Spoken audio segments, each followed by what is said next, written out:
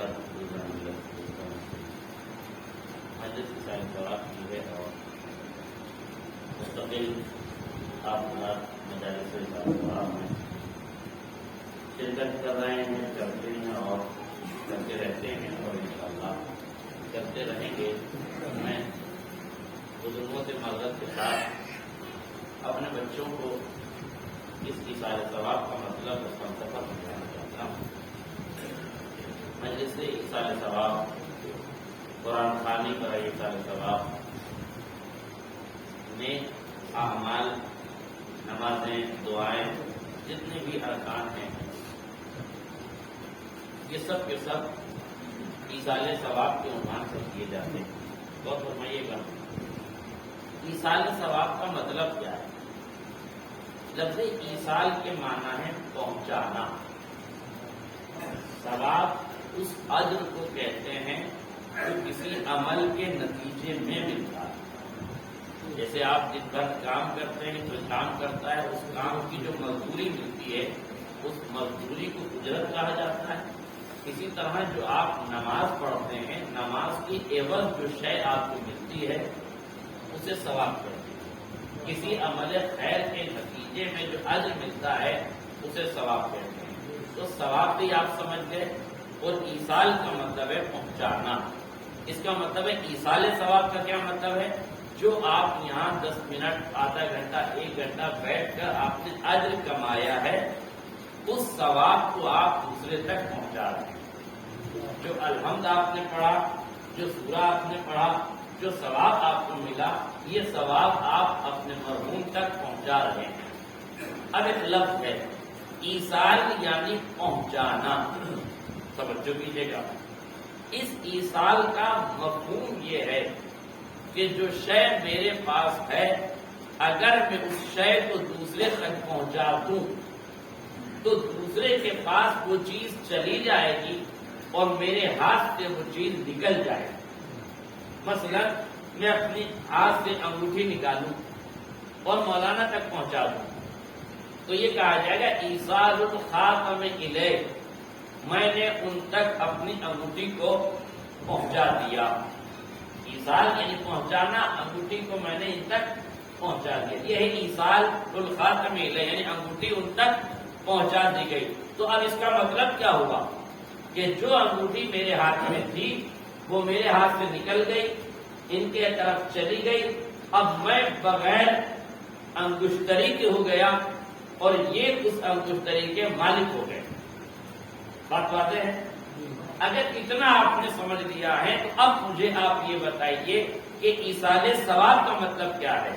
پروردگار تم نے کہا اپنے مرنے والوں کو قرآن پڑھ کے بخشو، اپنے مرنے والوں کو اعمال صالحہ کر کے بخشو، ان کی طرف سے نماز پڑھ کے بخشو، دعائے مغفرت کر کے بخشو، سورہ پڑھ کے بخشو، زکات دے کے، فطرہ دے کے، خیرات دے کے، صدقہ دے کے ان کو بخشواؤ۔ میں ایک جملہ پوچھ رہا ہوں، میں نے قرآن کی آیتیں پڑھی، الحمد پڑھا، 3 مرتبہ سورہ توحید پڑھی، اور اس کا ثواب میں نے فلاں مرحوم کے نام تک پہنچا دیا۔ پروردگار اگر ہمارے سماج میں جو پہنچانا ہے تیرے مزاج میں بھی وہی پہنچانا ہے تو ہمیں یہ تو بتا دے، ہم نے تو پڑھ کے پہنچا دیا، ہمیں کیا ملا؟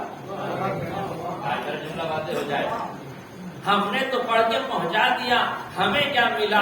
آواز قدرت آئے گی۔ تمہارے سماج میں اور ہمارے مزاج میں یہی فرق ہے، تمہارا سماج جب کچھ پہنچاتا ہے تو خود تہی دامن ہو جاتا ہے، دوسرے تک وہ مال پہنچا دیتا ہے، مگر میری شریعت میں، میرے سماج میں، میرے مزاج میں یہ بات ہے کہ جب تم میری طرف سے کسی سورے کو پڑھ کے ثواب پہنچاؤ گے تو جتنا ثواب تم مرحوم تک پہنچاؤ گے اتنا ثواب میں تمہارے نام اعمال میں ملے گا۔ پروردگار یہ کیوں ہے؟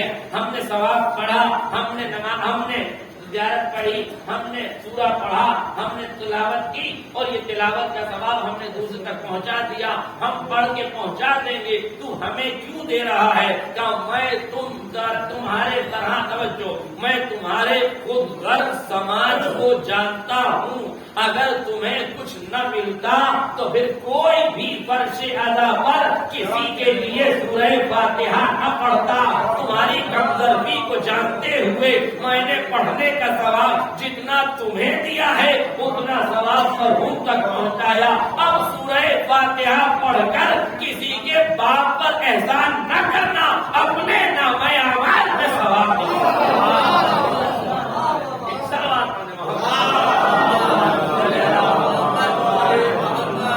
اپنے نامہ اعمال میں آپ ثواب دکھلاتے ہیں۔ اگر آپ کسی کی مجلس ایصال ثواب میں جا رہے ہیں تو یہ سوچ کے نہ جایا کیجیے کہ فلاں کو منہ دکھانا ہے، فلاں کی مجلس میں جانا ہے، یہ سوچ کے جایا کیجیے کہ کبھی ہماری مجلس ہوگی تو لوگ آئیں گے، ہمیں بھی اتنا ہی ثواب ملے گا۔ ظاہر ہے آپ اگر کسی کے لیے سورہ فاتحہ پڑھیں گے تو کوئی آپ کے لیے بھی سورہ فاتحہ پڑھے گا۔ اس لیے مجلس میں جانے کا معیار خطابت کو نہ قرار دیا جائے بلکہ ثواب کو قرار دیا جائے۔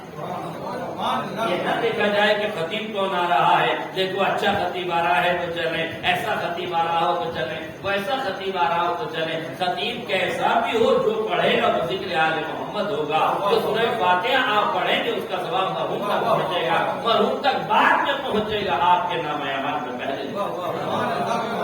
اس لیے ذرا توجہ کیجیے گا۔ اور میرے عزیزوں، جس سماج میں ہم رہتے ہیں یہ کیلکولیشن کا سماج ہے، کیلکولیٹر کا سماج ہے، یہاں ہر چیز کا موازنہ ہوتا ہے، ہر چیز کا حساب ہوتا ہے۔ میں ایک جگہ مجلس پڑھنے کے لیے گیا،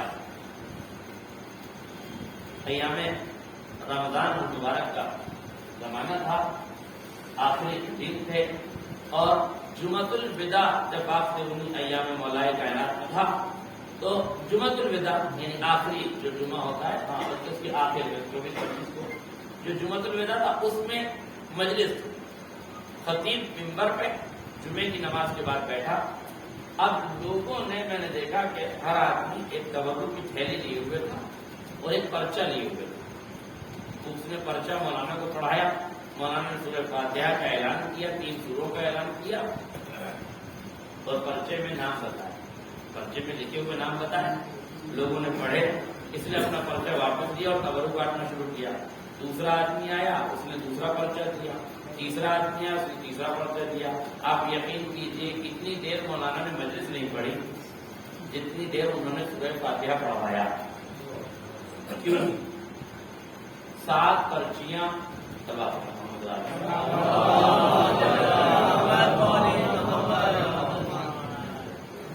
سات پرچیوں میں کم سے کم آپ 7 نام بھی اگر غور کر لیں تو تقریباً 35-40 اس میں نام، 35-40 نام لیے گئے اور 4-5 یا 7 مرتبہ سورہ فاتحہ پڑھا گیا۔ میری سمجھ میں یہ نہیں آیا کہ یہ ان ناموں کے لیے الگ الگ سورہ فاتحہ کیوں پڑھوایا جا رہا تھا۔ جب میں نے غور کیا، معلومات کی، تو انہوں نے کہا مولانا صاحب پروردگار عالم نے ایک سورے کا ایک منتخب ثواب رکھا ہے، اگر اس ثواب کو ہم ایک آدمی کو پہنچائیں گے تو ایک آدمی کو پہنچے گا، اگر ہم نے اس ثواب کو 10 آدمیوں میں تک پہنچایا تو وہ ثواب ڈیوائڈ ہو جائے گا۔ مثلا میں مثال دے دوں، اگر پروردگار عالم نے الحمد کی تلاوت کا ثواب 1 کلو رکھا ہے، فرض کیجیے اس نے کہا کہ 1 کلو ثواب میں تمہیں 1 سورہ ہم پڑھنے پڑ دوں گا، تو اب میں نے اگر 1 مرحوم کو بخش دیا تو پورا 1 کلو ان کو چلا گیا، اور اگر میں نے اسی سورے میں 2 کر دیے تو 500، 4 کر دیے تو 250، اور اگر 10 کر دیے تو اور 20 کر دیے تو 50۔ دیکھو کتنا اچھا کیلکولیٹ ہے ہمارا، ہماری مینٹلٹی ہی یہ ہے۔ توجہ کیجیے گا کہ جب ہمارے سامنے یہ سوالات آتے ہیں تو ہم کہتے ہیں کہ ایک سورے میں 1 آدمی کو پڑھ کے بند کیا جائے، لہٰذا 10 پرچیاں ہیں تو 10 کے لیے الگ الگ سورہ فاتحہ پڑھا جائے تاکہ 1 کلو کا ثواب 1 مرحوم کو پہنچ جائے۔ میرے عزیز کو یہ یاد رکھیے گا، پڑھنا آپ کی ذمہ داری ہے، ثواب دینا آپ کی ذمہ داری ہے۔ یہی فرق ہے بندے کی عطا میں اور خدا کی عطا میں۔ جب بندہ عطا کرتا ہے تو تقسیم پر نظر کرتا ہے، جب مالک عطا کرتا ہے تو تقسیم پہ نظر نہیں کرتا۔ ہم تقسیم اس لیے کرتے ہیں کہ ہمارے خزانے محدود ہیں، وہ تقسیم اس لیے نہیں کرتا کہ اس کے خزانہ لامحدود ہے۔ اس لیے جب وہ ثواب دیتا ہے تو تقسیم نہیں کرتا. آپ ایک سورہ ہم پڑھنے کے بعد 1 کروڑ لوگوں کا نام بھی اگر لے دیں تو جتنا ثواب ایک بندے کو ملے گا اتنا ہی ثواب ہر بندے کو عطا کیا جائے.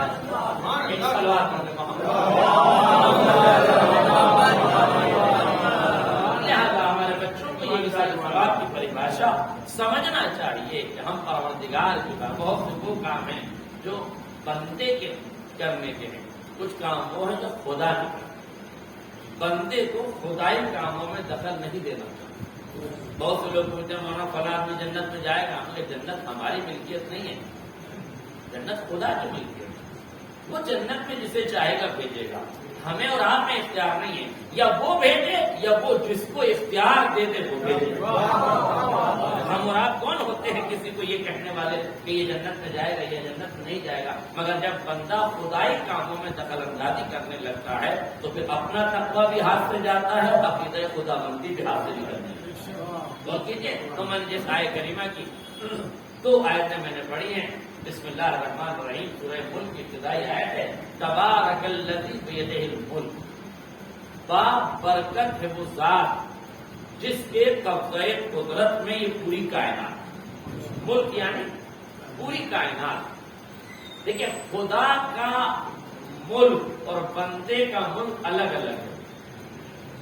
بندے کا ملک سرحدوں کی تقسیم سے تقسیم ہو جاتا ہے، مگر مالک کا ملک سرحدوں سے تقسیم نہیں ہوتا.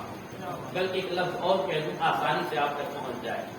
ہمارے سماج میں ملک کی پریبھاشا بدلنے سے ذہنیت بدلتی ہے، مزاج بدلتا ہے، فکر بدلتی ہے.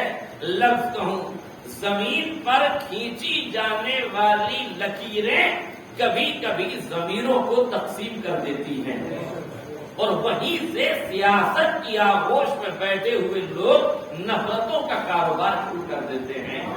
زمین پہ کھینچے جانے والے خط زمین کی سرحد کو تو معین کر سکتے ہیں اور ضمیروں کی سرحدوں کو معین نہیں کر سکتے. اس لیے حملہ کسی سرزمین پر ہو، اگر عقیدے کا تعلق ہم سے ہے تو ضمیر میں ایک اضطراب اٹھے گا. آج میرا جملہ واضح ہو جائے. اب یہ نہیں دیکھی جائے گی کہ سرزمین ہندوستان کی ہے یا ایران کی، یہ دیکھا جائے گا کہ مظلوم کا خون کس سرزمین میں بہا ہے. اگر مظلوم کا خون یہاں بہا ہے تو یہاں مظلوم کی تعریف ہوگی، ظالموں پہ لعنت ہوگی. اگر وہاں مظلوم کا خون بہا ہے تو وہاں بھی ظالموں پہ لعنت ہوگی. مظلوموں کے لیے سورہ فاتحہ پڑھا جائے گا، رحمت کی دعا کی جائے گی، مگر دنیا کو یہ بتایا تو جائے گا کہ اگر حرم کی کمائی حرم کی پامالی پر خرچ ہونے لگے تو پھر بتاؤ امت مسلمہ کب بیدار ہوگی. اگر کعبے کی پاکیزہ کمائی شراب خانوں میں لٹائی جانے لگے، اگر کعبے کی پاکیزہ کمائی حج کی آمدنی کو دہشت گردی کے نام پر خرچ کیا جانے لگا تو پھر آپ بتائیے اسلام کا نام اور معیار کیا رہ جائے گا. اس لیے میری ڈیمانڈ یہی ہے امت مسلمہ سے کہ ہر وہ قاتل جو مسجدوں میں گھس کے بمباری کرتا ہے، ہر وہ تنظیم جو مسجدوں میں دھماکے کی ذمہ داری لیتی ہے، ہر وہ تنظیم جو عبادت گاہوں کو اجاڑنے کی ذمہ داری لیتی ہے، ہر سچے مسلمان کی ذمہ داری ہے کہ ایسی تنظیموں کو اسلام سے بائیکاٹ کر دیا جائے، اسلام سے ان کا خارجہ کر دیا جائے، اس فرقے کو اسلام سے دور کر دیا جائے تاکہ اسلام کے دامن پر دہشت گردی کا الزام نہ آئے اور نام نہاد یہودی جو اسلام کا نقاب اپنے چہرے پر اوڑے ہوئے ہیں ان کی حقیقتوں سے دنیا آشنا ہو جائے اور مذہب اسلام کی محبتوں سے دنیا واقف ہو جائے.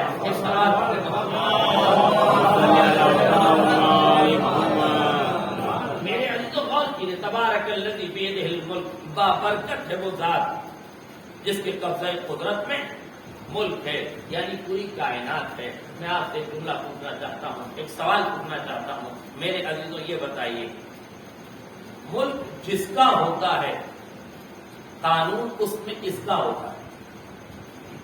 جس کا ملک اسی کا قانون. پھر قانون بنانے والی کمیٹی چاہے با ایمان لوگوں کی ہو، اب دوسرا جملہ تو مجھے کہنے کی ضرورت ہے۔ قانون بنانے والی کمیٹی چاہے با ایمان لوگوں کی ہو یا بے ایمان لوگوں کی، چاہے مومنین کی جماعت ہو یا کافرین کی، فاسقین کی جماعت ہو یا نیکوکاروں کی، انہیں قانون بنانا ہے۔ جو قانون بنایا جاتا ہے اس میں بھی ضروری نہیں ہے کہ عقل و منطق کی رعایت کی جائے، اس میں بھی ضروری نہیں ہے کہ شعور اور لاشعور کے تقاضوں کو پورا کیا جائے، اس میں بھی ضروری نہیں کہ غریب اور امیر کے فرق کو ملحوظ خاطر رکھا جائے، اس میں بھی یہ ضروری نہیں کہ ضرورت مند اور محتاج اور صاحب اقتدار کے نظریے کو ملحوظ خاطر رکھا جائے۔ وہاں ایک قانون بنے گا، اس قانون پر جو عمل کرے گا اسے جزا کچھ نہیں ملے گی، مگر قانون کی مخالفت پر سزا ضرور ملے گی۔ جملہ باتیں ہو جائے۔ اچھا، دنیا اپنے حساب سے جو قانون بنائے ہمیں ماننا پڑے گا۔ اگر ہم سڑک پہ چل رہے ہیں، گاڑی لے کے چل رہے ہیں، تو ہمیں ٹریفک رول کو فالو کرنا پڑے گا۔ کوئی ہے مائی کا لال جو کہتے میں ٹریفک رول کو فالو نہیں کروں گا، لال لائٹ پہ رکنا چاہیے میں گاڑی آگے لے جاؤں گا، گرین سگنل پہ چلنا چاہیے میں گاڑی روک کے کھڑا ہو جاؤں گا، اس لیے کہ یہ کیا مطلب ہے لال پہ رکا کیوں جاتا ہے، گرین پہ چلا کیوں جاتا ہے؟ یہ چلنے اور رکنے سے لال اور ہرے کا تو کوئی تعلق ہی نہیں ہے۔ تو آپ کو کہا جائے کہ تعلق ہو یا نہ ہو، آپ کو یہ سمجھایا گیا ہے کہ یہاں چلنا ہے، یہاں رکنا ہے، اگر اس ملک میں رہنا ہے تو اوبے ٹو آرڈر آپ کو کرنا ہے۔ نہیں توجہ آپ یعنی آپ کو قانون پر عمل کرنا ہے۔ آپ قانون کی مخالفت کریں گے تو سزا پائیں گے۔ میرے عزیزوں ایمان سے بتائیے، جس نے ملک بنایا، ملک کے آئین بنائے، اس قوانین پر عمل کرنا اگر شرافت انسانی کے تقاضے ہیں تو جس خدا نے یہ کائنات بنائی ہے کیا بندے کی ذمہ داری نہیں ہے کہ مالک کے قوانین پر عمل کرے؟ کیا مالک کے قوانین پر عمل کرنے کی ذمہ داری نہیں ہے؟ میری سمجھ میں نہیں آتا، دنیا جہاں روکتی ہے وہاں رک جاتے ہیں، دنیا جہاں چلاتی ہے وہاں چل جاتے ہیں۔ کھیل کے میدان میں جو قانون دنیا بنا رہی ہے ہم ماننے کو تیار ہیں، ایگریکلچر کے میدان میں جو قانون دنیا بنا رہی ہے ہم ماننے کو تیار ہیں، سڑکوں پہ چلنے کے جو قانون بتائے گئے ہم ماننے کو تیار ہیں، عدالت میں جانے کے جو قانون بتائے گئے ہیں ہم ماننے کو تیار ہیں، شکایت درج کرنے کے پولیس نے FIR کے جو طریقے بتائے ہیں ہم ماننے کو تیار ہیں۔ کسی قانون پر آپ یہ نہیں کہتے کہ یہ لال لائٹ کیوں لگائی گئی ہے، یہ FIR کا ٹائم معین کیوں کیا گیا ہے، یہ کھانے کا وقت معین کیوں کیا گیا ہے، یہ آفیسز کا وقت معین کیوں ہے۔ جو قانون بنایا جاتا ہے اس کو ماننے کے لیے تیار ہو تو تعجب ہے۔ بندہ قانون بنائے تو بندہ ماننے کو تیار ہے، خدا قانون بنائے تو بندہ پوچھتا ہے مغرب کی 3 رکعت کیوں ہے، عشاء کی 4 رکعت کیوں ہے، صبح کی 2 رکعت کیوں ہے۔ میری سمجھ میں نہیں آتا، جب بندوں کے قانون میں چونچرا کی گنجائش نہیں ہے تو مالک کے قانون میں چونچرا کیسے؟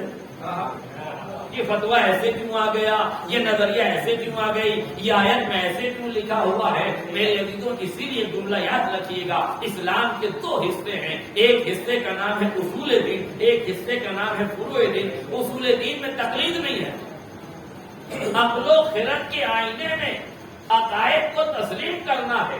جب عقل و خرد کے آئینے میں عقیدے پختہ ہو جاتے ہیں تو عمل کی منزل میں انسان سوال نہیں کرتا۔ یہ توجہ کیجیے گا، سوال جہاں بنتا ہے وہیں اسے سمجھا دیا جائے۔ بچہ ہے، جیسے ہی بڑھتا ہے پوچھتا ہے بابا یہ کیا ہے، ماما یہ کیا ہے، یہ کیا ہے۔ اب جیسے جیسے وہ بڑھتا ہے اپنی معلومات کے لیے فطرت کی طلب پر عمل کرتا ہے۔ فطرت سکھاتی ہے کہ پوچھئے کیا ہے، تو فطرت کے تقاضے کو پورا کر کے جب وہ پوچھتا ہے تو معلمین کی ذمہ داری ہے، ماں باپ کی ذمہ داری ہے، تربیت کرنے والوں کی ذمہ داری ہے کہ اسے سوالات سے آگاہ کرے۔ مگر کوئی ماں باپ اتنے نالائق ہو جائیں کہ بچے کے سوال پر دھیان نہ دے اور اسے نہ بتائیں، تو آپ یہ بتائیے نہ بتانے سے اس کے سوالات کی شمتا ختم ہو جائے گی، اس کے پوچھنے کی صلاحیت ختم ہو جائے گی؟ ہرگز ختم نہیں ہوگی۔ ہاں، عمر کے تقاضوں میں اس وقت نہیں پوچھے گا، مگر جب بڑا ہوگا تو وہی سوال پوچھے گا۔ اب جب بڑا ہو کے پوچھے گا یہ کیا ہے تو لوگ ہنسیں گے، اتنے بڑے ہو گئے یہ بھی نہیں معلوم۔ نہیں توجہ دیا آپ نے؟ اتنے بڑے ہو گئے یہ بھی نہیں معلوم، اتنے بڑے ہو گئے یہ بھی نہیں معلوم. یہ سوال یہ ہے کہ اتنے بڑے ہو گئے یہ بھی نہیں معلوم، یہ اتنا بڑا ہونے کے بعد پوچھ کیوں رہا ہے؟ کہا جب بچپن میں سوالوں سے روک دو گے تو جوانی میں سوال تو ابھریں گے اور پھر جواب پہ ہنسی اڑانے کا موقع ملے گا. اسی لیے شریعت نے بچپن ہی سے اصول دین تمہیں سکھانا شروع کیے. ماں کی آغوش میں کہو اللہ ایک ہے، پنجتن 5 ہے، امام 12 ہے. جب تم سمجھ لو گے کہ امام 12 ہے، اللہ ایک ہے، تو اب بڑے ہو کے یہ نہ پوچھو گے کہ مغرب کی 3 کیوں ہے. جب اللہ کو ایک مان لیا تو اس کا حکم بھی ماننا ضروری ہو جائے گا.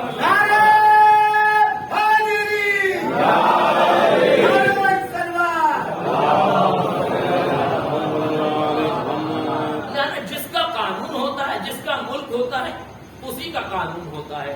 اب مجھے آپ یہ بتائیے قانون پر عمل کرنے کا نتیجہ کیا ہے اور قانون کی مخالفت کا نتیجہ کیا ہے؟ ہونا تو یہ چاہیے کہ قانون پر عمل کے نتیجے میں جزا ملے، جیسے قانون کی مخالفت پر سزا ملتی ہے. اب میں آپ سے پوچھ رہا ہوں، آپ کی ڈیوٹی ہو لکھنؤ، روزانہ آپ ٹرین سے جاتے ہو لکھنؤ ڈیوٹی کرنے کے لیے. آپ روزانہ ٹکٹ لیتے ہیں، ٹرین میں بیٹھتے ہیں اور لکھنؤ جاتے ہیں. ادھر سے ٹرین میں بیٹھتے ہیں، ٹکٹ لیتے ہیں، واپس کانپور آ جاتے ہیں. لکھنؤ سے کانپور تک آپ نے اپنی سروس کے دوران 20 سال میں کبھی آپ بغیر ٹکٹ کے ٹرین میں نہیں بیٹھے. ٹھیک ہے، آپ نے قانون پر عمل کیا کہ نہیں؟ 20 سال تک آپ ٹکٹ لیتے رہے. ایک دن آپ مجبوری میں بغیر ٹکٹ کے بیٹھ گئے، اسی دن ٹی ٹی نے دبوچ لیا. فائن لگے گا کہ نہیں؟ پینلٹی لگے گی کہ نہیں؟ آپ بتائیے. لگے گی. کیوں لگے گی؟ آپ نے قانون کی مخالفت کی. آپ یہ کہہ سکتے ہیں بھائی میں 20 سال سے چل رہا ہوں، میں کبھی بغیر ٹکٹ کے نہیں گیا. کیا میرا وہ کیریئر، کیا میرا وہ کردار، کیا میری وہ ایمانداری اس لائق نہیں ہے؟ جی ٹی کہے گا حضور والا ہمیں اس بات پر معین کیا گیا ہے کہ جو مخالفت کرے اس پر فائن لگاؤ. ہمیں یہ نہیں کہا گیا ہے کہ جو روز چلتا ہے اسے جزا دو. سوال یہ ہے کہ جب سزا دینے کا ادھیکار آپ کو ہے تو جزا دینے کا ادھیکار آپ کو کیوں نہیں ہے؟ کیا قبلہ بات بالکل آسان ہے. جزا کس کس کو دیں گے؟ جزا کس کس کو دیں گے؟ ہمارا خزانہ اتنا بلند تھوڑی ہے کہ ہم جزا دیتے چلے جائیں اور سزا سے چھوڑتے چلے جائیں. ہمارے سماج کی مجبوری ہے، جزا پر قادر نہیں ہے، سزا میں اجلت کرتا ہے. اللہ نے آواز دی مگر میرے یہاں ایسا نہیں ہے. من جاء بالحسنۃ فلہ عشر امثالھا ومن جاء بالسیئۃ فلا یجزی الا مثلھا. میری راہ میں اگر ایک نیکی کرو گے میں 10 گنا ثواب دوں گا، ایک برائی کرو گے میں ایک ہی برائی دوں گا. اگر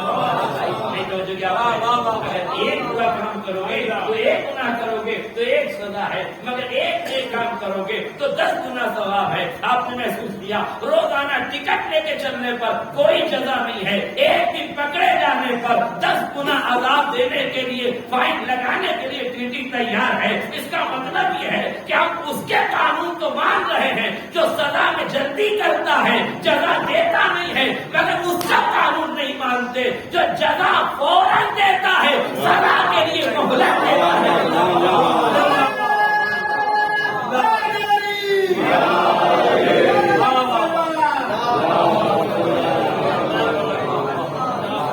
سزا کے لیے مہلت دیتا ہے. روایت کی لفظیں اپنے اللہ کی محبت کا احساس کیجیے کہ تمہارا پروردگار تم سے کتنی محبت کرتا ہے. اس خدا نے جب بندہ، روایت میں ہے کہ جب بندے مومن سے کوئی گناہ سرزد ہو جاتا ہے تو خدا ان فرشتوں کو جو کاندھوں پر بیٹھے ہیں منع کرتا ہے اس کا گناہ ابھی نہ لکھنا. فرشتہ پوچھا پروردگار گناہ کر چکا ہے اب لکھنے میں کیوں منع کر رہا ہے؟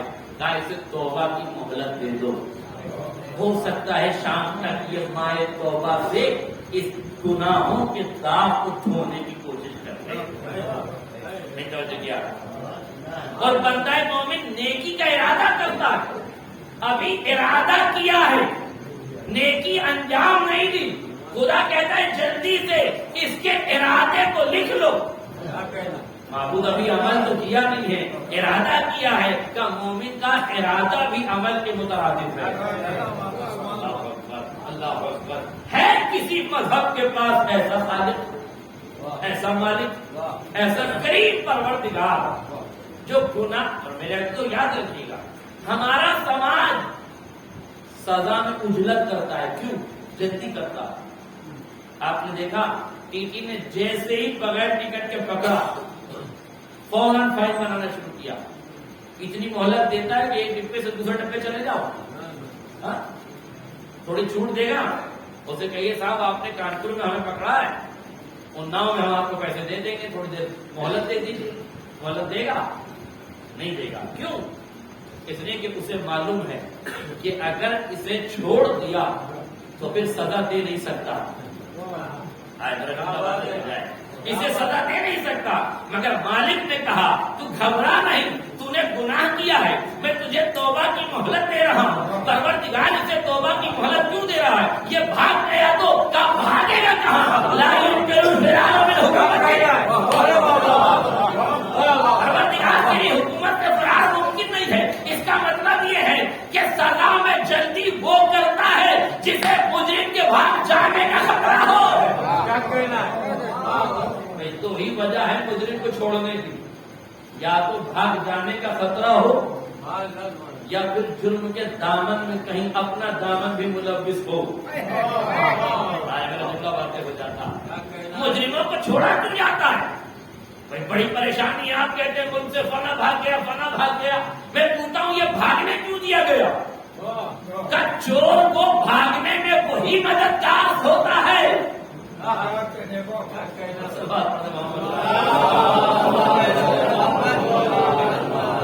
کیا چاہتے ہیں میں سب کچھ کھل کے پڑھنا شروع کر دوں؟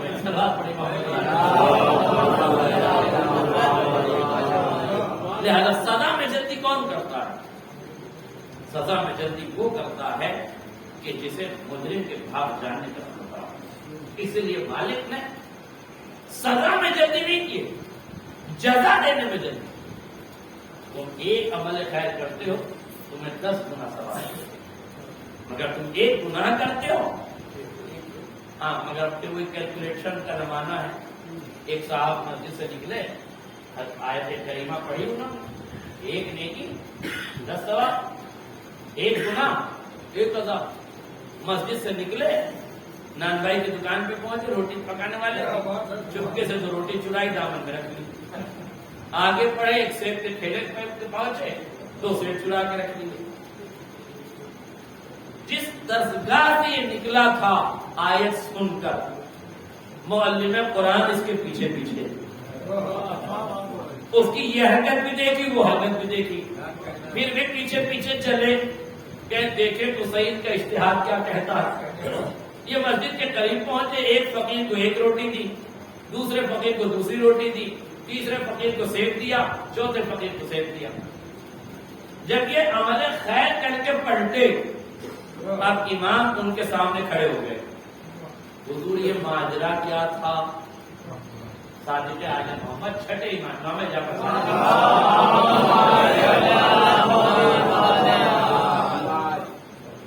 یہ معاملہ کیا تھا؟ آپ نے 2 روٹیاں چرائی, 2 سیب چرائے, 2 فقیروں کو روٹیاں دی, 2 فقیروں کو سیب دیا. یہ ماجرا کیا ہے؟ اب ابو حنیفہ کے بارے میں یہ روایت, ابو حنیفہ کہتا ہے امام سے کہ آپ نے قرآن نہیں پڑھا. جرأت دیکھیے, جس کے گھر میں آئے تھے نازل ہوئی ہو, اس سے کہہ رہا ہے کہ آپ نے قرآن نہیں پڑھا. امام نے کہا قرآن تو میں نے بھی پڑھا ہے, معاملہ کیا ہے؟ جب قرآن میں خدا نے کہا من جاء بالحسنۃ فلہ عشر امثالھا, جو ایک نیکی کرے گا اسے 10 گنا ثواب, ومن جاء بالسیئۃ فلا یجزی الا مثلھا, اور جو ایک برائی کرے گا اسے 1 ہی عذاب. تو حضور میں نے 4 نیکیاں کی, 4 فقیروں کو, ایک فقیر کو سیب دی, ایک فقیر کو سیب دی, ایک فقیر کو روٹی دی, ایک فقیر کو روٹی دی. تو 2 فقیروں کو روٹی اور 2 فقیروں کو سیب. تو میں نے 4 نیکیاں کی. اللہ نے مجھے 4 نیکیوں کا ثواب 40 گنا دیا. 40 برابر ہو گیا, ایک کا 10 گنا, یعنی 4 کا 40. اور میں نے برائی کتنی کی؟ 4 چوریاں کی. تو اب 40 میں سے 4 مائنس بھی کر دیے جائیں تب بھی میرے نامہ اعمال میں 36 عمل باقی ہے. امام نے کہا بس تم نے اتنا ہی قرآن پڑھا ہے، اس سے آگے قرآن نہیں پڑھا. کیا تم نے قرآن کی آیت نہیں پڑھی؟ انما یتقبل اللہ من المتقین. اللہ ہر کس و ناقص کے اعمال قبول نہیں کرتا ہے، اللہ تقوی والوں کا ایمان قبول کرتا ہے. اور متقی کو ہی بنتا ہے جو اپنے مال سے زکات دے، چرا کے باہر سے چلا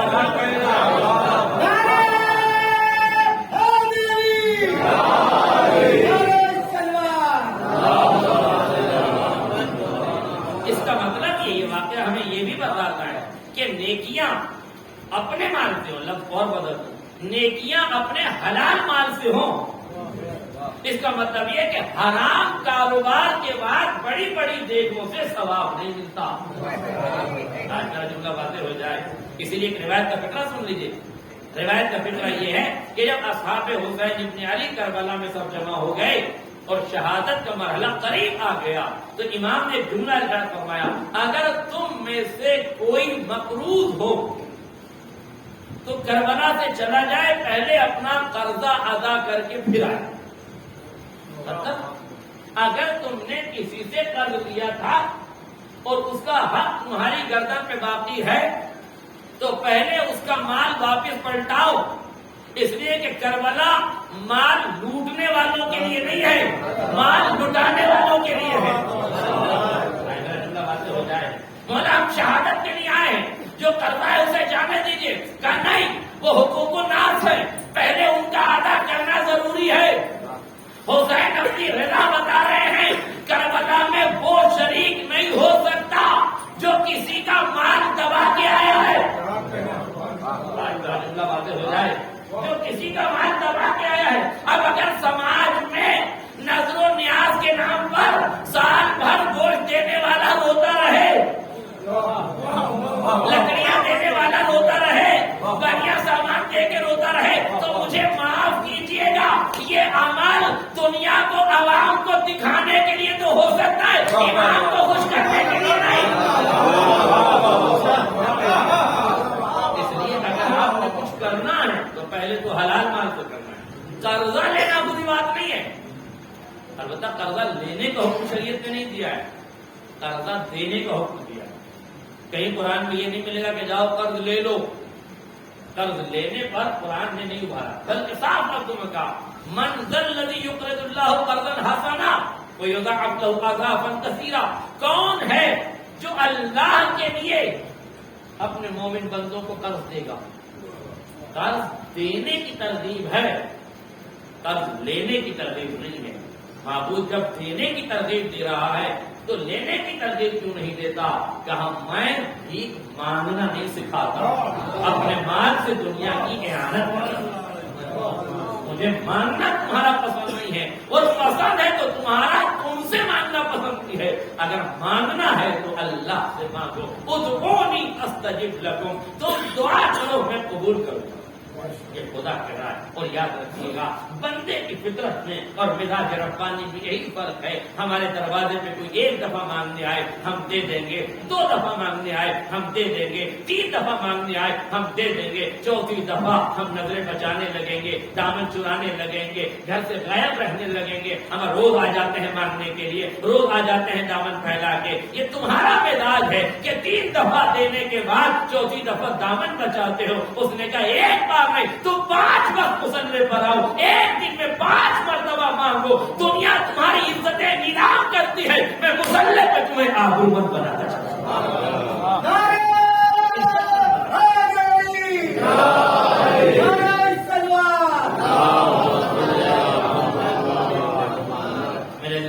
کبھی اس مزاج کی مجلس سے بھی آپ سن لیا کریں کہ جہاں عشق ربانی کو بیان کیا جا رہا ہو، عطائے ربانی کو بیان کیا جا رہا ہو، محبت خدا کو بیان کیا جا رہا ہو. تبارک الذی بیدہ الملک، بابرکت ہے وہ ذات جس کے قبضے قدرت میں یہ پوری کائنات ہے. تبارک الذی بیدہ الملک، یہ ملک اسی کے ہاتھ میں اور کسی کے ہاتھ میں نہیں ہے. جس کا بھی اقتدار ہے وہ ووٹوں کی بھیک سے آیا ہے. یا کنگڈم سسٹم سے بھی آیا ہے تو چند برسوں کے لیے آیا ہے۔ ملک میں حکمرانی کسی حاکم کی نہیں چلتی، حکمرانی خدا کی چلتی ہے۔ حاکم حقیقی پروردگار ہے یا اس کے وہ نمائندے ہیں جسے اس نے حکومت کا حق دیا ہے، جسے اس نے ولایت کا حکم دیا ہے۔ الذی خلق الموت والحیات، وہی پروردگار ہے جس نے موت اور حیات کو خلق کیا ہے۔ بس میں جلدی اپنی بات کو مکمل کر رہا ہوں۔ جس نے موت اور حیات کو خلق کیا، کیوں خلق کیا؟ لِیَبْلُوَکُمْ أَیُّکُمْ أَحْسَنُ عَمَلًا، تاکہ تمہاری آزمائش کرے کہ تم میں عمل کے اعتبار سے بہترین شخص کون ہے۔ اس کا مطلب ہے موت بھی مخلوق ہے اور حیات بھی مخلوق ہے۔ وقت کے دامن میں گنجائش نہیں کہ میں موت و حیات کی خلقت پر سے بحث کروں اور بتاؤں۔ آخری فکرے کی طرف آپ کو لے کے جا رہا ہوں۔ لِیَبْلُوَکُمْ، تاکہ تمہاری آزمائش کرے۔ آزمائش یعنی امتحان۔ کون ہے اس مجمع میں جو امتحان کی راہوں سے نہیں گزرا؟ بلکہ ایک لفظ اور، کون ہے جو امتحان کی پرخار راہوں سے نہیں گزرا؟ ہر آدمی امتحان سے گزرتا ہے، کبھی زندگی میں امتحان دے کے آگے بڑھتا ہے اور کبھی زندگی میں امتحان دے کے آگے بڑھتا ہے۔ یا لفظ بدل کے کہوں کہ کبھی ہم زندگی میں امتحان دیتے ہیں اور کبھی زندگی ہمارا امتحان لیتی ہے۔ تو ہر طرح سے ہم امتحان دے رہے ہیں، لیکن امتحان کا طریقہ کیا ہے؟ توجہ فرما لیجیے، میں جلدی سے مکمل کر رہا ہوں گفتگو کو۔ امتحان کا طریقہ کیا ہے؟ دنیا کے جتنے بھی علمی تعلیمی ادارے ہیں، ہر جگہ امتحان لینے کا ایک پروسیجر ہے، ایک عملیہ ہے۔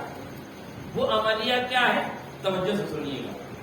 چاہے کالج کا امتحان ہو، یونیورسٹی کا امتحان ہو، مدرسے کا امتحان ہو، اسکول کا امتحان ہو، چھوٹے اسکول کا ہو، بڑے اسکول کا ہو، سب میں ایک ہی طریقہ رائج ہے جو ہمارے سماج میں۔ وہ کیا ہے؟ اسکیم آؤٹ کی جاتی ہے، فلاں تاریخ کو فلاں سبجیکٹ کا ایگزام ہوگا، ٹھیک؟ پرچے محفوظ کیے جاتے ہیں۔ پرچے تو نہیں بتائے جاتے کہ ہم اگلے امتحان میں پوچھیں گے کیا، یعنی پرچے محفوظ، اسکیم آؤٹ۔ پھر سے تو نہیں ہے، پرچے محفوظ، اسکیم آؤٹ، فلاں تاریخ فلاں سبجیکٹ، فلاں تاریخ فلاں سبجیکٹ، فلاں سبجیکٹ میں کیا پوچھیں گے یہ نہیں بتایا جاتا ہے نا، کب پوچھیں گے یہ بتایا جاتا ہے، وقت بتایا جاتا ہے، کہاں پوچھیں گے، کب پوچھیں گے، کس میٹنگ میں پوچھیں گے، یہ سارا شیڈول معین ہوتا ہے۔ اچھا، ہمارے امتحان کی ایک پریشانی ہے، ہو سکتا ہے طالب علم رات بھر پڑھے، صبح فیل ہو جائے، ہو سکتا ہے ایک طالب علم رات بھر سوتا رہے، پر امتحان سے 1 گھنٹہ پہلے تھوڑا سا پڑھ لے، وہ پاس ہو جائے۔ ہو سکتا ہے کہ نہیں؟ مثال دے دو بچوں کے لیے، رات بھر پڑھا، کچھ پیراگراف کچھ پیجز چھوڑ دیے جو سمجھ میں نہیں آیا، صبح پرچہ اسی میں سے آ گیا جو سمجھ میں نہیں آیا تھا، تو رات بھر پڑھ کے بھی یہ فیل ہو گیا کہ نہیں؟ ایک طالب علم رات بھر سوتا رہا، صبح خاص چیپٹر دیکھ لیے، اب ایک جملہ مجھے کہنے کا حق ہے، صبح خاص چیپٹر دیکھ لیے، امتحان کا پرچہ اسی میں سے پھنس گیا، آگے تو نہیں کہہ سکتا ہے نا، خاص چیپٹر تمہارے ساتھ ہوا تو نہیں ایسا؟ سلوار پڑے گا محمد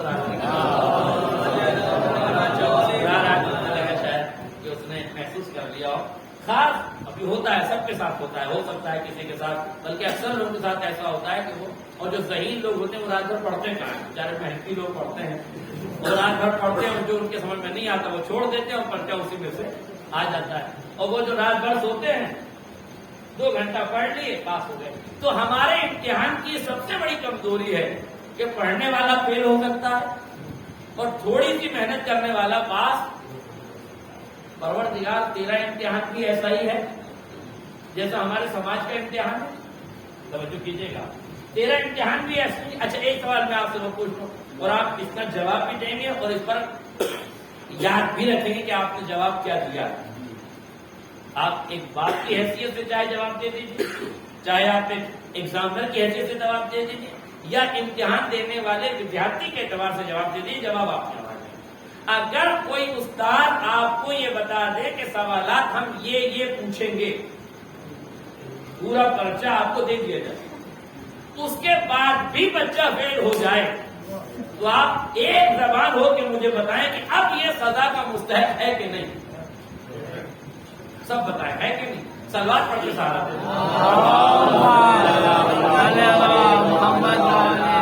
سب نے یہ تسلیم کر لیا کہ اگر بچے کو سوالات معلوم ہو جائیں اور اس کے بعد بھی وہ فیل ہو جائے تو میں سمجھتا ہوں اسٹوڈنٹ یا ودیارتھی طالب علم کہے جانے کا حقدار تو خیر نہیں ہے. بھائی جب سب کچھ تجھے پتا تھا تو اب تو فیل ہونے کی کوئی گنجائش، بہت توجہ کیجیے گا، اب تو فیل ہونے کی کوئی گنجائش نہیں ہے. بہت توجہ. اسکیم کیا ہے؟ پرچے محفوظ. Scheme out. پروردگار تیرا امتحان بھی ایسا ہی ہے یا نہیں؟ ہم تمہارے سماج کے امتحان سے اپنے مزاج کے امتحان کو بالکل الگ رکھیں گے. تم پرچے محفوظ کرتے ہو، اسکیم آؤٹ کرتے ہو، ہم پرچے آؤٹ کریں گے، اسکیم محفوظ مزید وضاحت اپنے بچوں کی نہیں کرو. ہم پرچے آؤٹ کیے دیتے ہیں. جب تم قبر میں آؤ گے ہم پوچھیں گے تمہارا رب کون ہے، تمہاری کتاب کیا ہے، تمہارا کعبہ کیا ہے، تمہارا دین کیا ہے، تمہارا امام کون ہے، تمہارا نبی کون ہے، تمہارا کعبہ کیا ہے، تمہاری کتاب کیا ہے. ہم یہ سوالات تم سے پوچھیں گے. دیکھیں کتنا اچھا ہے وہ ودیارتھی جسے سوالات پتہ چل جائے. کتنا مہربان ہے وہ استاد جو بندے کو سوالات بتا دے. میرا جملہ واضح ہو جائے. بندے کو سوالات معلوم ہو گئے، ہم یہ پوچھیں گے. میں نے ہاتھ جوڑ کے پوچھا پروردگار پرچے تو تم نے آؤٹ کر دیے، اب اسکیم بھی بتا دے. میرا جملہ واضح ہو. اسکیم بھی بتا دے. کب پوچھے گا؟ جب بس یہی اسکیم تو ہم نے اپنے پاس رکھی ہے، بس تم تیاری کرتے رہنا. جب ہمارا موڈ ہوگا تمہاری شہرگے حیات پکڑ کے بلا لیں گے. میرے عزیزوں، دنیا کے ہر امتحان میں اسکیم آؤٹ، پرچے محفوظ. خدا کے امتحان میں پرچے آؤٹ، اسکیم محفوظ. میں نے کہا پروردگار یہ امتحان ہوگا بھی کہ نہیں؟ کہ کل نفس ذائقۃ الموت، ہر نفس کو موت کے ذائقے سے آشنا ہونا ہے. اس کا مطلب یہ کہ جس دن موت آئے گی وہی دن امتحان کا ہوگا، اور جب تم قبر میں آؤ گے وہی مکان تمہارے امتحان کا ہوگا. پروردگار یہ امتحان ہوگا کیسے؟ کہ یہ امتحان ہم لیں گے. تمہیں بتائے دیتے ہیں امتحان تمہارا ہوگا. کب ہوگا امتحان یہ بھی بتا دیتے ہیں. ہاں بس تمہیں تیاری کرنا ہے موت کے وقت کی. اور میرے تو اس کے بعد بھی اللہ کا کرم ہے. آپ غور کیجئے میرے عزیزوں، توجہ کیجئے. جب ایک عالم دین سے یہ پوچھا گیا کہ پروردگار نے کتنے سامنے کے سوالات رکھے ہیں، تمہارا دین کیا ہے، تمہاری کتاب کیا ہے، تمہارا اللہ کون ہے، تمہارا رب کون ہے، تمہارے امام کون ہے، تمہارے امام کون ہے، تمہارا ہادی کون ہے، تمہارا لیڈر کون ہے. پروردگار نے اتنے آسان سوالات کیوں رکھے ہیں؟ کہ یہ پروردگار کا کرم ہے. اسے معلوم ہے کہ جب موت سے تم ہم آغوش ہوگے تو اپنی کیفیتیں فراموش کر دو گے. موت کی حقیقت جب تم پر آ کے پڑے گی تو دنیا کی محبتوں سے نکلو گے. جب موت آئے گی تو خواب غفلت سے چونکو گے. وہ تاریخ گھر ہوگا جہاں خوف و ہراس ہوگا. یہ کرم تھا اس کا کہ اس تاریخی میں تم سے سخت سوال نہیں کیے کہ تم پر عذاب نازل کرے، تم پر کرم کرتے ہوئے آسان سوالات.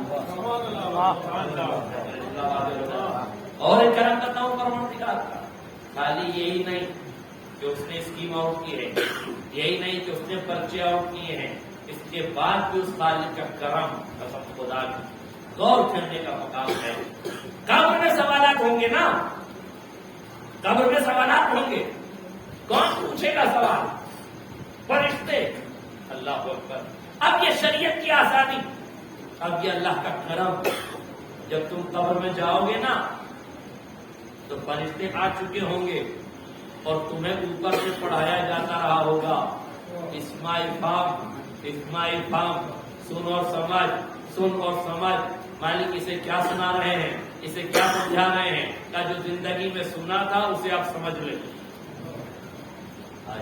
جو زندگی میں سنا تھا اسے آپ سمجھ لیں۔ اب اس میں بتایا جا رہا ہے دیکھ جب فرشتے آئیں گے، اذا اتاک ملکان، جب ان کا دو ملک نہ آئے، وسألہ کا تجھ سے سوالات کرے تو تجھے ان کے جواب میں کہنا ہے میرا رب اللہ ہے، میرے امام یہ ہے، میری کتاب یہ ہے، میرا دین یہ ہے۔ یہ پوری تلقین پڑھائی جا رہی ہے۔ اب توجہ کیجیے، فرشتے کھڑے ہیں قبر میں، مؤلف پڑھا رہا ہے اوپر سے، چلیے بتانے والا بتا رہا ہے، سننے والے سن رہے ہیں۔ میں نے ہاتھوں کو جوڑ کے کہا پروردگار، یہ فرشتے تو روزے اول سے اولاد آدم اور آدم پہ خال کھائے بیٹھے تھے۔ نہیں توجہ کیا؟ جب آدم کا پتلا تیار ہوا تھا اور اللہ نے کہا تھا جب میں روح کھول دوں تو سب کے ساتھ سجدے میں چلے جانا، تو اس نے کہا تھا فرشتوں نے یہ پروردگار تو اسے بنائے گا خلیفہ جو دنیا میں فساد پیدا کرے گا، ہمیں بنا دینا، ہمیں سب پہ ہم سے کونوں کا سنت، ہم تیری تسبیح و تقدیس کرتے ہیں۔ آواز قدرت آتی اتنی عالم و مالا تعلمون، جو میں جانتا ہوں تم نہیں جانتے۔ پروردگار ان کے سامنے ہماری عزت کیا رہے گی؟ یہ سوالات کریں گے، تو اوپر سے ہمارے شریعت نے ہمیں بتا دیا ہے، یہ تو کہیں گے کہ سوالات بتانے کا کون سا کمال ہے، اوپر سے بتا رہا ہے، تو سن رہا ہے، بتا رہا ہے۔ اور خالی اتنا ہی نہیں ہے، ہمارے یہاں دوسری تلقین بھی ہے کہ جب قبر بند ہو جائے، لوگ 40 قدم چلے جائیں تو ایک بندہ پھر بیٹھے اور پھر جواب بتائے۔ اب یہ کون سے جوابات بتا رہا ہے کہ اب تک فرشتے قبر بند ہونے کا انتظار کر رہے تھے، جب قبر بند ہو گئی ہے تو پھر انہوں نے سوالات شروع کر دیے ہیں۔ یہ اس کا کرم ہے کہ اس نے اوپر سے ایک جواب دینے والا دنیا میں بٹھا دیا ہے، تم جواب دیتے رہو، اس کا سوال بتاتے رہو۔ مالک یہ کرم کیوں ہے کہ اس تاریکی میں بھی تم پر ظلم نہیں کرنا چاہتا، تم پر مہربانی کرنا چاہتا ہوں، تم پر ستم نہ ہو جائے، اس لیے وہ بتاتا ہے۔ میں نے کہا پروردگار ہماری عزتیں کیا رہیں گے؟ یہ ان کو بتا تو دوں گا مگر یہ کہیں گے نقل کر کر کے پاس ہوا ہے کہ یہ بھی میرا کرم ہے کہ اوپر سے جو بولے گا تو تم ہی سنو گے، فرشتوں کو سننے کی مہلت ہو گئی۔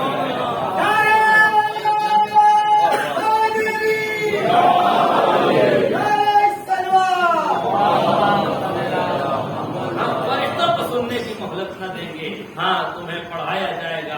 اب بتائیں میرے عزیزوں، کیا اس سے بڑا کرم خدا کچھ ہو سکتا ہے؟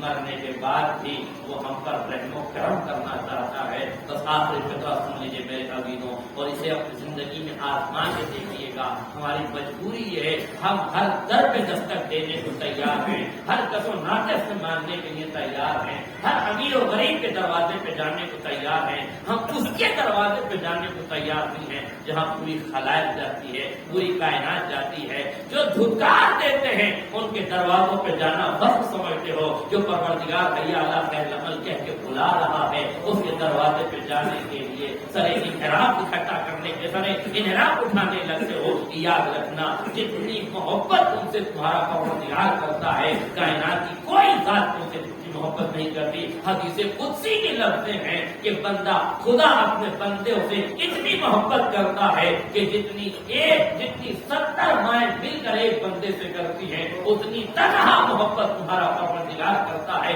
بلکہ روایت کی اور لفظ حدیث قدسی کی ہے، پروردگار عالم نے لفظ محبت کو جب خلق کیا تو اس کے 100 حصے کیے ہیں، ایک حصہ محبت پوری کائنات میں تقسیم کیا ہے، 99 حصہ محبت اپنی ذات کے لیے رکھی ہے۔ جب ایک حصے کی محبت پوری کائنات میں بٹی ہوئی ہے تب محبتوں کا یہ عالم ہے۔ تو جس کے پاس 99 حصے محبت اس کی محبتوں کا کیا عالم ہوگا؟ میرے عزیزوں غور کیجیے کتنی محبتیں کرتا ہے پروردگار۔ جناب موسیٰ نے جب اپنی قوم پر بددعا کے لیے دعا کی ہے میری قوم پر عذاب نازل ہو جائے، تاریخ میں لکھا جناب پروردگار کا حکم موسیٰ مٹی کے برتن بناؤ، مٹی کے گھروندے بناؤ۔ مٹی کے گھروندے موسیٰ نے بنائے، موسیٰ سے کہا اسے سکھاؤ، کچھ دنوں تک سکھائے، دھوپ دی، جب وہ کھنکھنانے لگے آواز قدرت آئی موسیٰ ان برتنوں کو توڑ دو۔ برتنوں کو حکم رکھ تھا، موسیٰ نے سنا برتنوں کو توڑ، پھر حکم رکھ ہوا مٹی گوندو، برتن بناؤ، انہیں سکھاؤ، جب یہ کھنکھنانے لگے تب ہمیں بتاؤ۔ مٹی گوندی گئی، برتن بنائے گئے، سکھائے گئے، توجہ سے سنیے، سکھائے گئے، جب کھنکھنانے لگے آواز قدرت آئی اسے توڑ دو۔ پھر موسیٰ نے توڑ دی. حکم رب تھا، نبی خدا ہے، حکم کی سرتابی تو نہیں کر سکتے، توڑ دیا. تیسری مرتبہ پھر خدا نے کہا برتن بناؤ، پھر مٹی کو گوندا گیا، پھر برتن بنائے گئے. اب جب برتن کھنکھنانے لگے، سوکھنے لگے، حکم رب ہوا اسے توڑ دو. موسیٰ نے ہاتھ جوڑ کے کہا پروردگار توڑ دوں گا، تیرا حکم ہے، تو نے بنوائے ہیں، تو نے حکم دیا ہے، تیرے کہنے پہ بنائے ہیں، تیرے کہنے پہ سکھائے ہیں، تیرے کہنے پر ان کو اس حد تک کھنکھنانے کی حد تک میں نے سکھا دیا ہے، مگر تو کہہ رہا ہے تو میں توڑ دوں گا. مگر میرے رب بس اتنا بتا دے، جب توڑوانا ہی ہے تو بنواتا جب تجھے توڑوانا ہی ہے تو بنواتا تو ہے.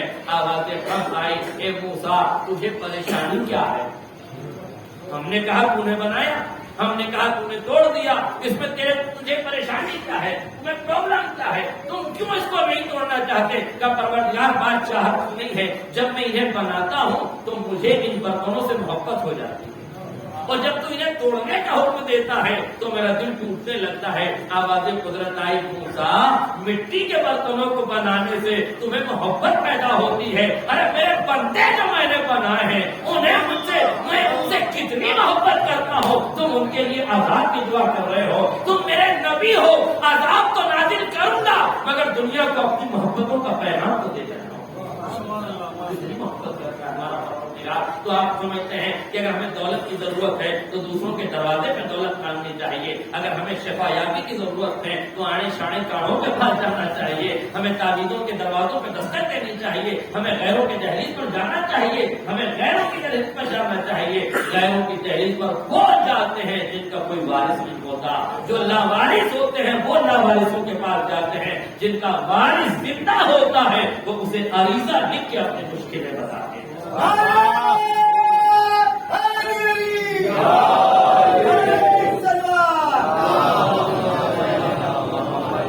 عریضہ لکھ کے اپنی مشکلیں بتاؤ. چھت کی تاریکی میں چھت پہ کھڑے ہو جاؤ، آسمان کی طرف رخ کرو. جب پوری کائنات سو رہی ہو آپ دستے دعا بلند کرو، آنکھوں میں اشک ہو، آنکھوں کا سیلاب جاری ہو، اپنی تمناؤں کو، اپنے دل کے دھوئیں کو اپنی زبان پہ لاؤ، رب کی طرف متوجہ ہو.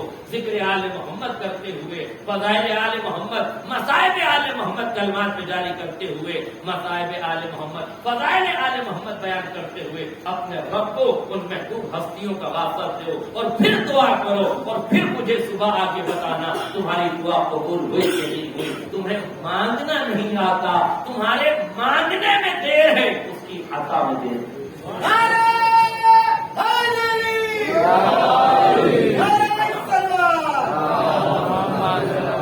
عطا میں کمی نہیں ہے، مگر ہماری پریشانی یہ ہے ہم ہر غیر نفس خیر سے مانگنے کے لیے تیار ہیں، ہم بھیک مانگنے والوں سے بھیک مانگنے کے لیے تیار ہے، مگر جو پوری کائنات کو صدقہ حیات دے رہا ہے، جو پوری کائنات پر اپنے محبتوں کا جان لٹا رہا ہے، ہم اس سے مانگنے کے لیے تیار نہیں ہے. میرے عزیزوں، اگر مانگنا ہے تو ذات واجب سے مانگو، اگر مانگنا ہے تو آل محمد سے مانگو، اگر مانگنا ہے تو ان زوات سے مانگو کہ جن سے مانگنے سے چہرے کا پانی نہیں اترتا، جہاں عزتیں نیلام نہیں ہوتی، جہاں آبروؤں کا خاتمہ نہیں ہوتا. مگر مانگنا ہے تو ان زوات سے مانگو جہاں عزتیں بھی بنی رہے اور مانگنے کا سلیقہ بھی عطا ہوتا رہے. اور جب سید سجاد نے دنیا کو مانگنے کا سلیقہ دکھایا، جب سب کچھ لٹ گیا تھا تب بھی اپنے وقت سے اپنے رابطے کو بتایا ہے. سید ساجدین امام زین العابدین نے دعائے صحیفہ کاملہ کے ذریعے جو دعاؤں کا خزانہ ہے اس میں مانگنے کا طریقہ بتایا، اپنے رب سے کیسے مانگا جاتا ہے، اس سے محبت کا اظہار کیسے کیا جاتا ہے. وہ محبت بتا رہا ہے جس کی محبتوں کو لوٹ لیا گیا، وہ دنیا کو حیات کا سبق پڑھا رہا ہے جس کی حیات کو دنیا اور ظالموں نے ترک کر دی گئی ہے. وہ لذت عبادت دنیا کو بتا رہا ہے جس کے گھر میں آگ لگا دی گئی ہے، جس کے بچوں کو یتیم کر دیا گیا ہے، جو بیواؤں کا قافلہ لے کے چلا ہے. مگر ہاں کائنات کو بتایا اب تو معبود کے درمیان کا جو رابطہ ہے وہ آل محمد بتائیں گے. مالک کو پہچاننا ہے تو اس کے ذریعے سے پہچانو. اندھی ہو جائے وہ آنکھ جو اپنے رب کا مشاہدہ کر رہی ہو. ہم اپنے اپنے رب کا مشاہدہ کرتے ہیں، شعور کی راہوں سے گزرو، زیارت پروردگار ہوگی۔ ہاں مگر زیارت کیا مطلب؟ وہ جسم نہیں ہے جسے دیکھا جائے، وہ ہے جو شعور کے تحت شعور میں پسا ہوا ہے، وہ ہے جسے گوشے چشم سے محسوس کیا جا سکتا ہے، وہ ہے جسے عقل کے دریچوں سے جھانک کے دیکھا جا سکتا ہے، وہ ہے جسے عقل کے روشندانوں سے روشنی اور فکر کی نظر سے جسے دیکھا جا سکتا ہے، وہ پروردگار ہے۔ اسی لیے تو مولا حسین نے فرمایا پروردگار اس نے کیا کھویا جس نے تجھے پا لیا، اور اس نے کیا پایا جس نے تجھے کھویا۔ یہ معرفت کردگار ہے میرے حبیبوں، اسے حاصل کرنا ضروری ہے، اور کربلا ہی بتائے گی کہ معرفت کیا ہے، کربلا ہی بتائے گی کہ باپ کی نعمت کیا ہوتی ہے، ماں کی نعمت کیا ہوتی ہے، ماں باپ کے اصالے ثواب کی وجہ سے میرے حبیبوں آؤ کربلا میں ماں باپ کا مرتبہ بتایا گیا ہے۔ ایک 22 برس کا کڑیل جوان ہے، ان راہوں سے گزارا جا رہا ہے جن راہوں میں شہداء کے لاشیں ہیں۔ آپ سید سجاد کی نظر اپنے باپ کے جنازے پر پڑی، بلکہ لفظ بدلوں اپنے باپ کے لاشے پر پڑی، بلکہ ایک لفظ اور بدلوں اپنے باپ کے پامال کی لاشے پر پڑی۔ سید سجاد کے چہرے کا رنگ بدلنے لگا۔ جناب زینب علیہ مقام نے دیکھا بیٹے سجاد کے چہرے کا رنگ بدل رہا ہے، ایسا نہ ہو کہ روح قفس انصری سے پرواز کر جائے۔ زینب علیہ مقام نے اپنے آپ کو اونٹ کی بلندی سے گرا دیا۔ کچھ دیر کے لیے میرا بھتیجا میری طرف متوجہ ہو جائے، کچھ دیر کے لیے نگاہ حسین کے جنازے سے ہٹ جائے۔ زینب قریب جاتی ہے، میرے لال یہ کیا حالت دیکھ رہی ہو؟ سید سجاد فرماتے پھوپھی اماں ظالموں نے اپنے نجس کشتے دفن کر دیے، ہاں میرے پاپا کا جنازہ خاک اور خون میں غرقیدہ ہے۔ ہاتھوں کو جوڑنے ایک جملہ کہوں گا، اے مولا سید سجاد آپ امام الصابرین ہیں، عباس کے بازو کٹے آپ نے صبر کیا، قاسم کا لاشا پامال ہوا آپ نے صبر کر لیا، علی اکبر کے گلے مبارک میں تیرے سے شعبہ لگا آپ نے صبر کر لیا، علی اکبر کے سینے میں برچی کا پھل لگا آپ نے صبر کر لیا، حسین کا سر لو کے نیزہ پہ چڑھایا گیا آپ نے صبر کر لیا۔ مولا اب پیمانے صبر چھلکنے کیوں لگا؟ مولا آپ نے ایسا کیا دیکھ لیا کہ چہرے کا رنگ بدلنے لگا، روح کا فتح انصری سے پرواز کرنے لگی؟ عجب نہیں مولا جواب دے، اے میرے ذاکر تجھے نہیں معلوم میں نے صرف بابا کا لاشا نہیں دیکھا بلکہ میرے بابا کا آواز چھڑا تھا۔ تم سے نہیں جانو حسین کا لاشا کیسے پامال کیا گیا؟ روایت کی فکریں یہ ہیں، روایت میں یہ ہے جب یہ لٹا ہوا قافلہ ابن زیاد کے دربار میں پہنچا تو زینب سامنے کھڑی ہے۔ ابن زیاد کہتا میں نے سنا ہے حسین کا لاشا پامال کیا گیا، مجھے اس پامال کرنے والوں کو سامنے لاؤ۔ وہ 10 لوگ سامنے آئے جنہوں نے حسین کا لاشا پامال کیا ہے، حکومت ان کو انعام سے نوازے گی۔ 10 لوگ سامنے آئے، ان میں ایک آدمی ان 10 لوگوں کا سردار تھا جس کا نام مالک بن اسید تھا۔ مالک بن اسید آگے بڑھا، اسے کہتا ہے پتا حسین کا جنازہ کیسے پامال ہوا؟ وہ کہتا ہے ابن زیاد بس اتنا سمجھ لے جب حسین شہید ہو گئے نا تو پسر سعد نے اپنے گھوڑوں سے 10 بھاری بھرکم گھوڑے نکلوائے، 10 بھاری بھرکم جوان نکلوانا شروع کیے۔ ہم نے پوچھا یہ گھوڑے الگ کیوں کیے جا رہے ہیں، یہ جوان الگ کیوں کیے جا رہے ہیں؟ کسی نے کہا لاشوں کی پامالی کرنی ہے، بس جیسے لاشوں کی پامالی کا حکم سنا نا عرب کے قبیلوں کی غیرتیں جوان ہونے لگی، ہر قبیلہ آگے بڑھا۔ پسر سعد ہم نے حبیب کو قتل ہوتے تو دیکھ لیا مگر جنازہ پامال نہ ہونے دیں گے، اس لیے کہ جنازے کو پامال کرنا عرب کے قبیلے کی توہین ہے، اس لیے ہم اپنے قبیلے کی توہین برداشت نہ کریں گے۔ لوگ اصحاب کے جنازے ہٹا لیے گئے، انصار کے جنازے ہٹا لیے گئے، سب کا کوئی نہ کوئی رشتے دار نکلنے لگا۔ تاریخ کہتی ہے آل محمد کے بھی ننہالے رشتے دار نکلنے لگے، مگر ہاں اب ایک جنازہ رہ گیا۔ وہ کس کا جنازہ؟ وہ حسین کا جنازہ جسے فاطمہ نے چکیا بیس کے پالا تھا، اس حسین کا جنازہ 10 بھاری بھرکم گھوڑے دوڑائے گئے۔ ابن زیاد نے پوچھا تو شاعر ہے، مجھے پتا حسین کا جنازہ کیسے پامال ہوا؟ روایت کے فکرے ہیں، شاعر کہتا ہے نحنو رزقنا صدر حسین بعد الدہر، ہم نے پہلے حسین حسین کو کمر کے بل لیٹایا، ہم نے حسین پر گھوڑے دوڑانا شروع کیے۔ اس کے بعد جب ہم نے حسین کی پشت کی ہڈیوں کو توڑ دیا، ہم نے پشت کی ہڈیوں کو توڑ دیا، ہم گھوڑے سے نیچے اترے، ہم نے حسین کو سیدھا کیا۔ اب سینے کی ہڈیوں کو توڑنے کے لیے ہم نے گھوڑے دوڑانا شروع کیے۔ امام زمانہ زیارت الہیہ میں فرماتے سلام اس مظلوم آقابان، ارے جس کو گھوڑوں کی ٹانگوں سے ایسے پامال کیا کہ داہنی مسلیا بائیں جانب، بائیں مسلیا دائیں جانب آ گئی۔ میرے ساتھ کہتا ہے یہ بتاؤ کب تک گھوڑے دوڑاتے رہے؟ بس آخری فکرے ابن مالک بن اسید کہتا نحن رضا صدر حسین بہدر کل یعقوب شدید الاسد، ابن زیاد ہم اس وقت تک گھوڑے دوڑاتے رہے جب تک ہم نے حسین کی ہڈیوں کا چورا نہ کر دیا۔ جیسے چکی کے دو پارٹوں میں گیہوں کا دانا مل جاتا ہے، ویسے ہم نے حسین کسی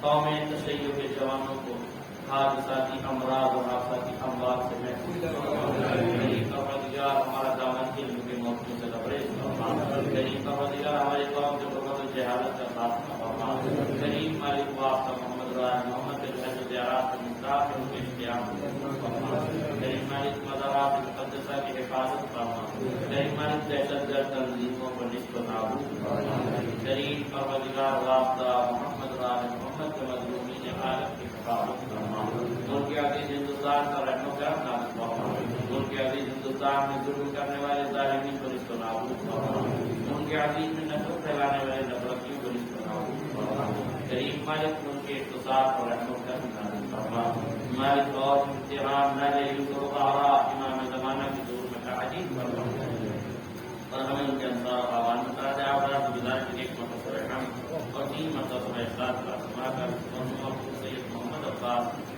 بادشاہ ابن مقبول احمد مرحومہ کنیز فاطمہ بنت سید حسن احمد